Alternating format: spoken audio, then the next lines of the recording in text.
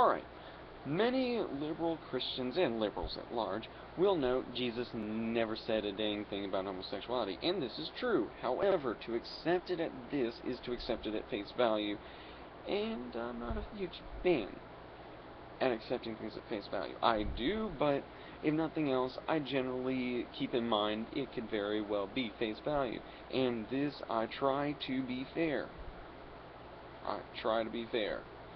So, yeah, Jesus says nothing about homosexuality, but in Mark 10, the Pharisees come to ask him, is it lawful for a man to put away his wife? Divorce. And Jesus, more or less, if I remember rightly, yeah, he does point out how you can do divorce. Infidelity only. Or at least the only way you can divorce them and then get remarried and it not be adultery. Yeah, I'm sorry. Yeah. If you're a liberal, you've probably seen the jokes about how everybody's screaming about homosexuality in marriage, but not saying a near thing about divorce.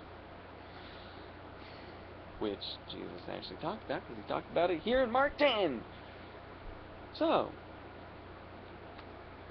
we have him say, God made them, man and woman.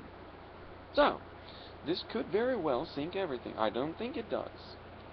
Loving, logical God out there. I'm surprised it took me this long to get here, but loving, logical God. So, I use that, if nothing else, to bridge the gap, to be able to move on. But, keep in mind a bit of context. He's talking to the Pharisees. And if I'm correct at the time, this had been roughly the time when people were starting to turn against homosexuality in the early Christian church.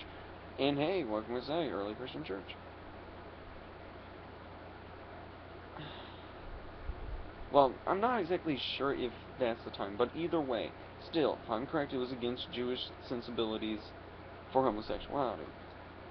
So, what's a man to do? What's a God to do? Well, talk to them in ways they understand. Jews weren't all up into homosexuality, so he talked about heterosexuality. It could very well be that he was omitting it so that way they wouldn't have further fire against him. It wasn't important at the time. It could be an affirmation of heterosexuality. It may not. In the end, if nothing else, I've got one more argument to go through, and then I probably poked a hole in every other argument. And this is the one that's going to sustain it when Jesus didn't say a dang thing. Now, he might have in one of the books that was considered not canon. That's possible. But if nothing else,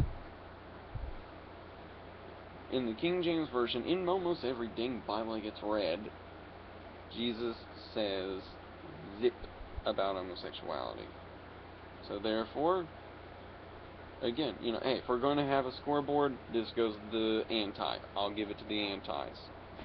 But in the end, I do believe we pros can bridge this gap with loving, logical God.